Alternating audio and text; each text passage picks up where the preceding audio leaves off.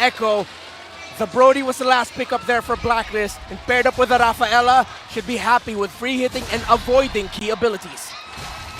Blacklist not going to be lacking for vision. I think that's one of the few things that teams have been lacking towards the way that they build lineups in the playoffs. And here this time around with that Rafaela, Holy Healing should be able to check in. Oh!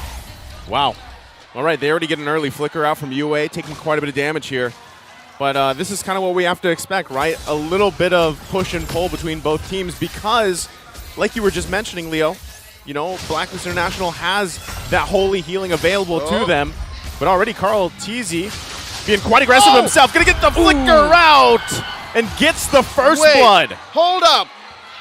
Is this the first time in forever we've seen Carl Teasy rock the Brenny Sports Lancelot skin? Oh, yeah. Wow, yeah, good thing you noticed that, dude. That has to be like something to empower him, to motivate him that this is where it all began for me. Would that be his final form? Like, is that technically? I am him, that's it. Yeah. He is declaring this match has now begun. I am me. Yeah, and we were joking about it behind the scenes. Man, I can't believe the final form of Carl Teasy might actually be Tanks a Lot with hybrid build. Apparently, speed of the devil. He's grown. More than just. Yes. He has grown, and he has become great. Turtle already up. Okay. Blacklist International trying to get in position here. Once again, though, Wise exactly isn't here. They might just be willing to trade it. And as they do, Carl Teasy going to secure that first turtle.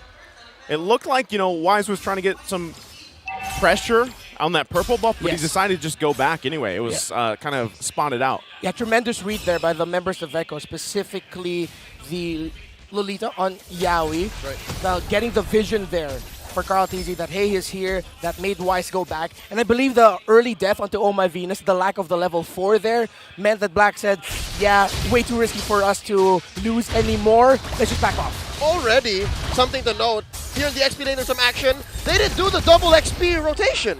Yeah, which is puzzling to me because I thought we'd be seeing that all series long. But then they decided, okay, let's just go back to basics. It's going to be a long 7-game series. I feel like this is part of just the feeling out process. But then at the same time, Rafaela in the mid roaming around, helping the mid and the jungler roam around. It's more beneficial for them. Whoop. Oh, there's a lot happening here. The flicker in, Noon Blast. Owl will fall.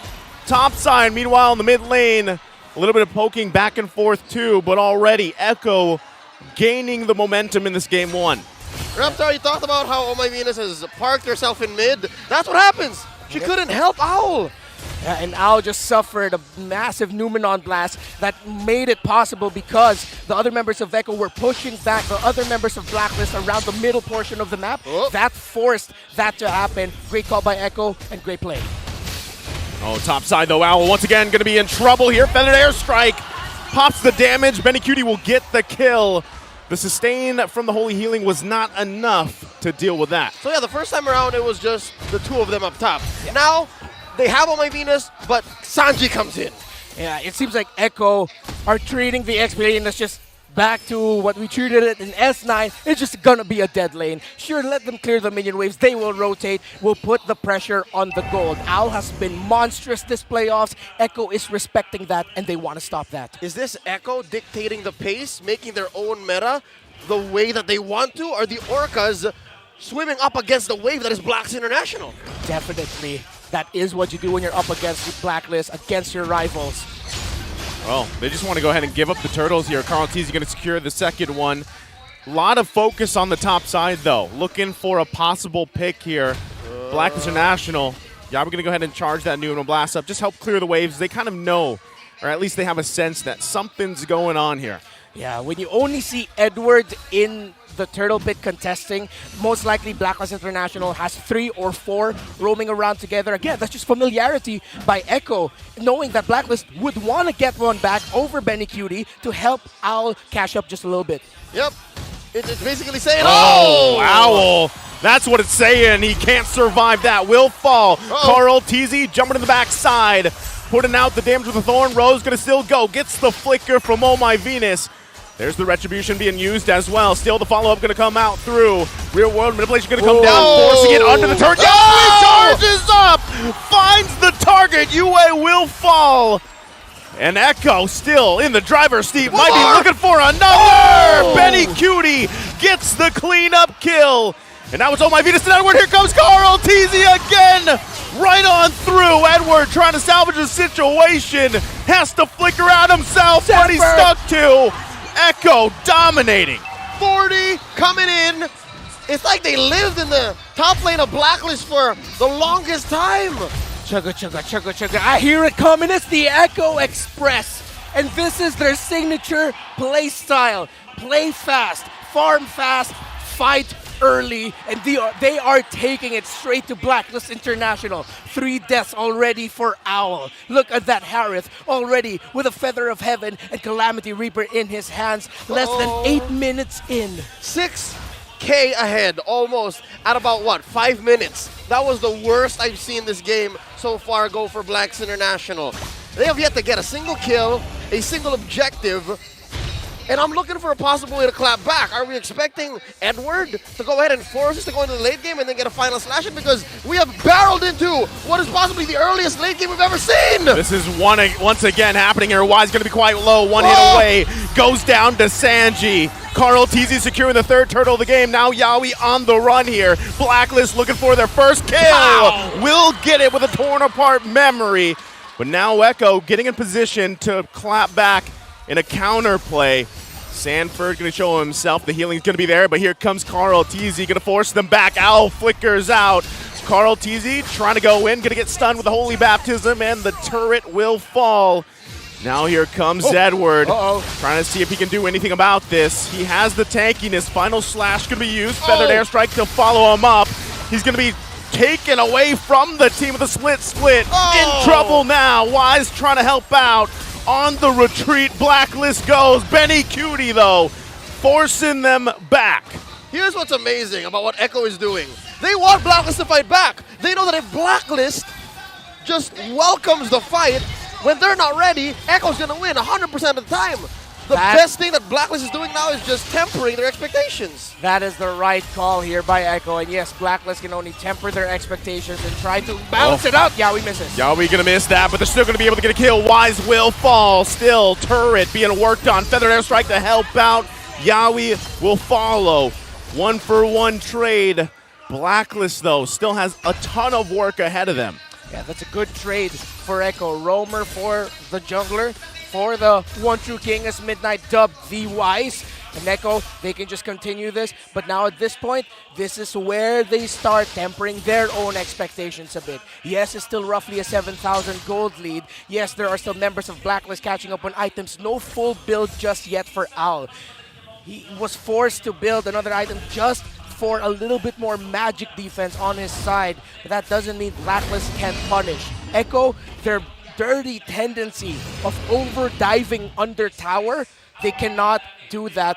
Just play it safe, play around the lords, and keep it calculated. About 5 to 6 minutes, yeah, you can play hard and fast. Maybe, as you said, dirty like that. But now, as soon as you give Blacklist more kills, fair to be said, both of them given to Yawi, given through Yawi, it should be fine, but then again, we've seen teams fall to the same mistake, having such a great lead. Free Lord for Echo as they go ahead and march through mid.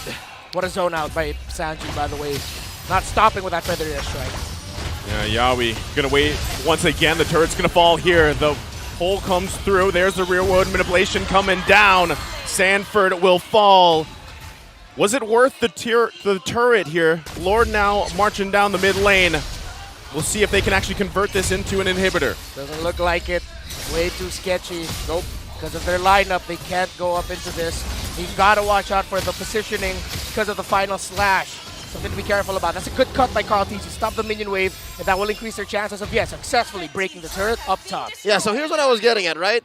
First couple of kills on Yawi. Slowly but surely, if you let Blacklist continue at this pace, which they're slowly getting comfortable with, they will upgrade, they will upsell. And Benny Cutie will really have to hold on to his Purify the best possible moment. But there's so many crucial crowd control abilities on the side of Echo that which one is he going to hold out for? Is it really just going to be if ever he he gets final slashed, if he gets taunted or whatever, knocked up, stunned, everything. RWM'd? Everything. So much crowd control. Benny Cutie has to really channel his inner, well, Benny Cutie, and just be careful with this entry as he always has been. Relatively mum this past minute here after BLACKLIST International successfully defended that Lord. So yeah, you could take this as a clear sign that, hey, Echo have started to slow down. They went, down a second gear for the Echo Express, safe to say. My goodness, Benny Cutie already has a divine glaive. 11 minutes in. This Harith is a problem, but BLACKLIST International, they're holding it out. They're just doing everything they can to get a little bit more farm, try to funnel whatever minion waves come in for Owl. I'm wondering if the play here for BLACKLIST International is just possibly give up the next Lord, right? Not fight it because of the massive, look at the gold, right? The massive gold disparity here, right? You just give up the Lord, you defend in your base, you have pretty good wave clear. You can also help out with using that final slash. So it might just be better, like you guys mentioned, buy some more time. There's another big item pickup for Echo. So, you know, at this point, if you are BLACKLIST International, you want to be able to just hold on, and then if mistakes are made, which we've seen them do before, punish, right? And then kind of slowly gain control back into this game. But right now, it is the Echo Express. Yeah. It's funny because BLACKLIST International has a relatively great high ground defense, but they are up against a Harith and a Farsa that clears minion wave so fast, and if Sanji really just waits for the perfect moment to drop that feathered airstrike, that'll be 2 hits, and BLACKLIST members will be forced to go back. And that's what's scary. BLACKLIST can't hold out for that. Not only can they, but they can even force Echo to do such, because this is going to be a Luminous Lord. But at what point is that going to hit critical mass? Because again, Lord's going to be marching down through mid this time around, and they can find a better angle. They can sink. The last time there was a Lord, there were still tier 2 turrets. Yeah. Minion waves, Echo. They can't just go with one minion wave, dive under tower, dive under turret. That has bitten them many times throughout the season, and even during the playoffs. One of the main reasons why they got knocked down to the lower bracket. It's the BLACKLIST they're up against. Gotta watch out. Benny Cutie just picked up a concentrated energy. It's gonna be a lot of regen for this Harith. I wonder if Echo will they actually try to brute force this? Well, here we go. Lord gonna go ahead and charge up. BLACKLIST International on the defense. Some more item pickups come through. Yaoi dealing with the final slash from Edward. Turret now falls. Concealed play going to be used here, looking for their own angle. Carlty's going to push them back. Benny Cutie using the Zaman force. Ooh. He's going to get cut off, though, quite low. RWM going to come down. The final slash from Edward, though, cleaning up the kill. Still going to be going. Yaoi going to charge up, buying some time. And now Sanji trying to hold on as well. The chase ensues. Flicker comes through. Carl teasing down on the box side. Will find Edward. Still going to be going. Double kill so far. What a flicker, though. Sanji avoiding the Appraiser's wrath. It's a triple kill for Carl Teasy. The fight was brought all the way out towards mid, and now there's only 2 defenders left. Now they're going to be looking to end this game number 1 here on that play. They've got a few minions, but is it going to be enough? Oh, my Venus will fall. And it's the Echo Express all the way through to game 1. The Orcas draw first blood. Game 1 taken here by Echo. Owl has been monstrous all throughout the playoffs. Echo said, hey, you guys are up against now. Hey, Owl, it's the grand final.